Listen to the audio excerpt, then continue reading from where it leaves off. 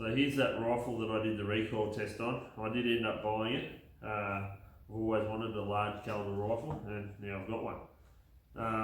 So I just thought I'd do a video on everything I wanted to know before I bought one, which I couldn't really find. So, carbon barrel, carbon stock, 338 Lapua, Fierce Fury. It is a Fury.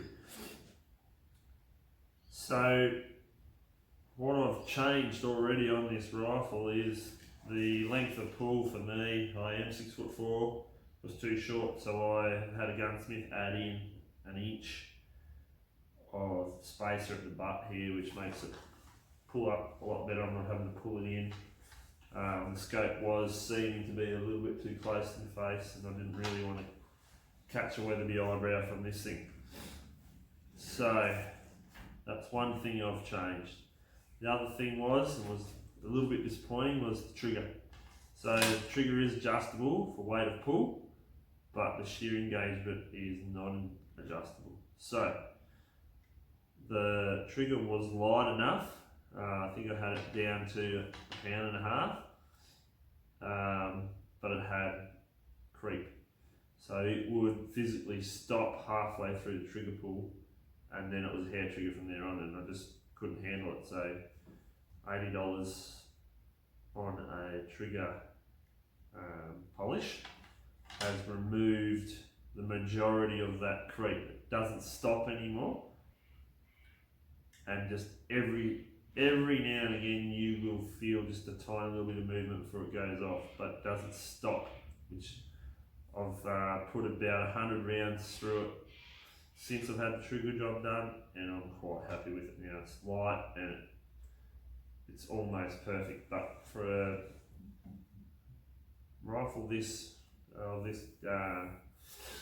price tag, I'd expect maybe a better trigger than the one they've got. Titanium muzzle brake. I've just got the thread protector on here. My whole idea of this gun is a walking gun. It's not a long range gun, but it's got the power to knock one down at long range if I get that opportunity. So it does reduce the recoil. I reckon maybe about 30-40% recoil reduction. So with a 270 grainer that I'm reloading, it still kicks. Like, I've got bruises on my shoulder from this thing, shooting it with the muzzle brake. So although it does reduce the kick, it doesn't reduce it to nothing. So from what I've done on a calculator on the internet, the 270 grainer at 2800 feet a second out of a 9 pound overall rifle, 9 pound this thing weighs, just over 4 kilos. 4 kilos and 50 grams, that's without the sling. I did find a calculator that gave me a recoil energy, and that was 50, I think it was 52 foot-pounds of kick. So I think a 7 mil, somewhere around 24. So that gives you a fair idea as how much kick this thing's got with just this thread protector on. Now if you reduce that by 30%, it's still in the 30s. So it's probably still similar to a 300 Weatherby Magnum shooting a 200 grainer. But my idea is to walk with the thread protector on. And last night, or yesterday afternoon, I took it for its first hunt, and I shot a hind at 120, 130 metres off the shoulder, and look, it rocked me back, but it didn't hurt or anything like that. And I have been shooting groups with it like this, and I can shoot not quite as good a groups as with the muzzle brake on, but it will still group pretty well. Now, what some people want to know is, does it shoot to the same point of impact? No, it does not. So roughly at 200, well not roughly, at 200 yards with the muzzle brake on, I've got it zeroed spot on, height and windage. Screw it off, screw this on, and I am an inch high at 200 and 3.5 to 4 inches to the left. Obviously I was aiming for the centre, but this is with the muzzle brake removed. I only did 2 shots because I'm sort of trying to save a bit of ammo, but they're only just over an inch apart, so it's pretty good average of where the bullets were going to land.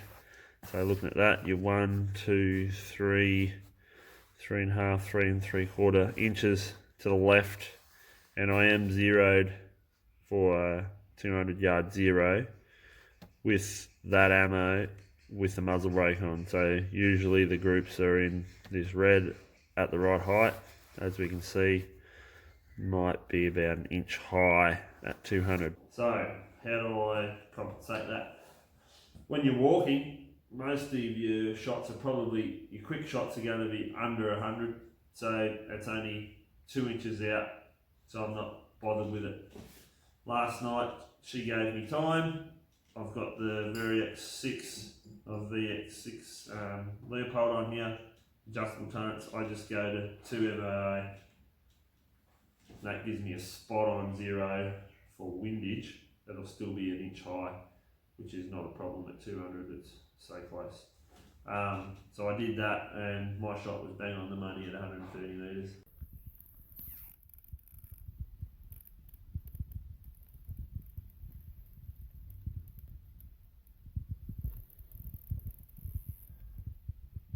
Looks like I've got deer walking out to the paddocks in front of me.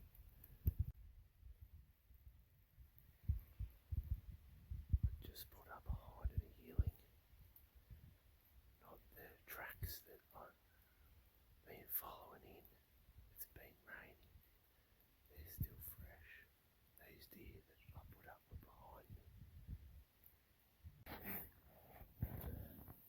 Running out of light here, but anyway, I've got blood on the gun. Just a decent sized hind. I had her at about 30 metres. I'll let her get out a bit. Probably shot her at 130 off the shoulder. Front on, I think. So it'll be interesting to see what this bullet did. Have a bit of a look. Anyway, we've got our first deer with the new 338 lap 270 grain ELD-X. This is sort of a quarter and on shot. There's your entry. Right on the shoulder. She probably ran, she might have ran 40 metres before she toppled over, but you could tell she was fairly well buckled from the shot. I'll flip her over and see what this exit hole looks like. Well, after the shot I did go up and try to track a blood trail, but I didn't have one. There's a lot of sign up there though, so I was struggling for which mark she was, being so late in the day. But turns out it probably wasn't an exit hole. Well, turns out there wasn't an exit hole, hence why there was probably no blood trail. I probably could have found one if I was hands and knees tracking, but anyway, I might have to do a bit of autopsy on her to see what's happened to this bullet. Rightio, sorry about the light guys. Front shoulder was mush. Gut bag everywhere because there was a quartering on shot. And the meat was almost like it'd been minced. Rolled her over, I've ripped the shoulder off, even though I knew it was probably more going to be further in her body, but just thought I'd just check, see it hadn't deflected into there or something. Anyway, I felt something, I thought it was a rib, but anyway, I stuck the knife in there and here it is. So that's pretty cool. So that's her last rib there. So it's in between her last rib and her second last rib. And that's the mushroom there.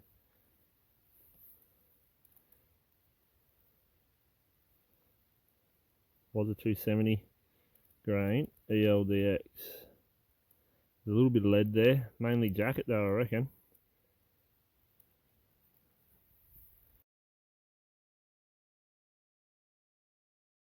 So here's that 270 grain ELD-X I pulled out of that hind from last arvo. So if you include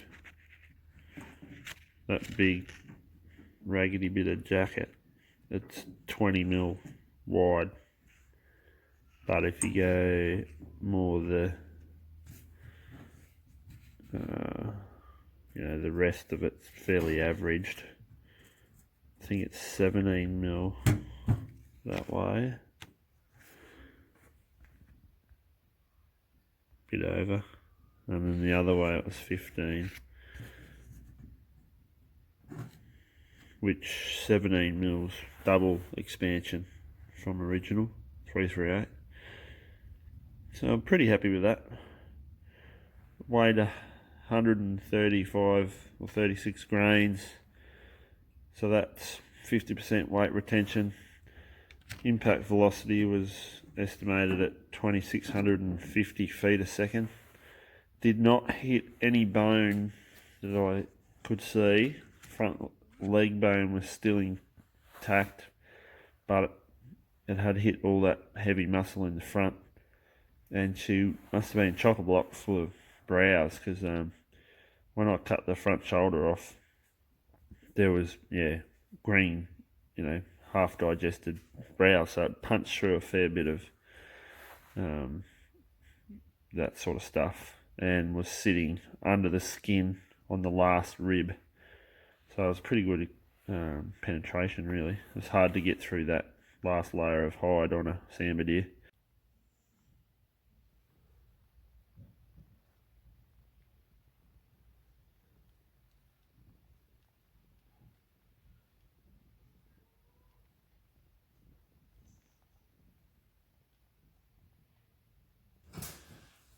So something else everyone might want to know, especially hand loaders, this box magazine, the length of it. So to get to the lands on this rifle, I need an overall, with the 270 grain ELD-X, I need an overall length of 97 mil to touch the lands. So this magazine will allow me to reliably feed at 94.5 mil. I tried it at 94.3, and just every so often when I get jagged up down the bottom. So 94.5 mil. So I think that's like a fair jump, but they are grouping pretty well at that jump. I did try seeding them out further, and there did seem to be a slight increase in accuracy, but not enough to really bother with what I want to do. If you're looking at shooting past 500 meters, then maybe single feeding it and running it out, 10th hour, whatever, 20th hour off the lands is what you'll want to do. But it's shooting good enough. Now it's supposed to shoot half MLA. I haven't got a target I can show you that's got half MLA on it, and that's after 100 rounds.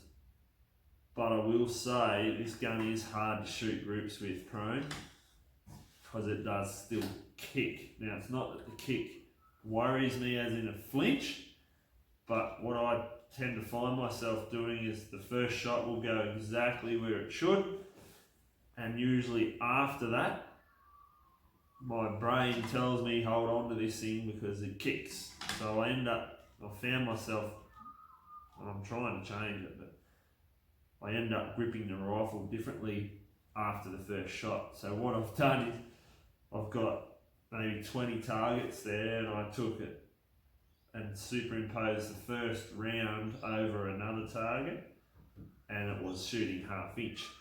But when I go and added second and third rounds into it, and blowing it out to an inch.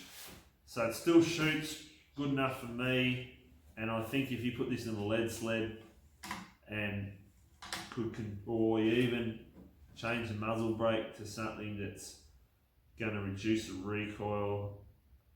It's probably not really the recoil that wrecks the groups, it's the muzzle flip, because this thing will jump a bit.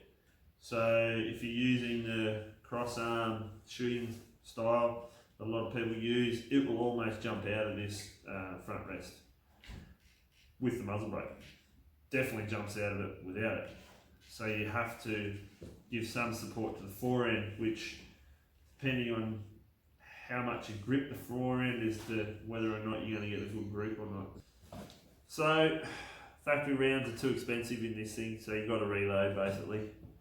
I've tried 225 and 2217 so far. The 225 seems to be the one that this rifle likes. Federal 215s and 270gn ELD-X. So I've only killed one deer with it, recovered one bullet. It did expand all the way back to the locking ring. If you've done your research on these things, they've got a locking ring in the shank. It did expand all the way back to there. So it did what it was supposed to do, I suppose. 50% weight retention on that shot. That was pretty good. I'm actually looking for a bullet that will lose a bit of weight and maybe have a bit of shrapnel. The load I'm using is basically on the Muzzle website as their accuracy load. I did do a ladder test and I didn't really find anything else that shot as well as that accuracy load. You can find that on these. I'm not going to give you grains of powder, but yeah, there was a higher node closer to their max, but without the muzzle brake on, it hurt. So I just went back to the lower node, 2800 feet a second, still pretty good for a 270 grainer and for what I want to do. This is sort of a 500 and closer gun for me.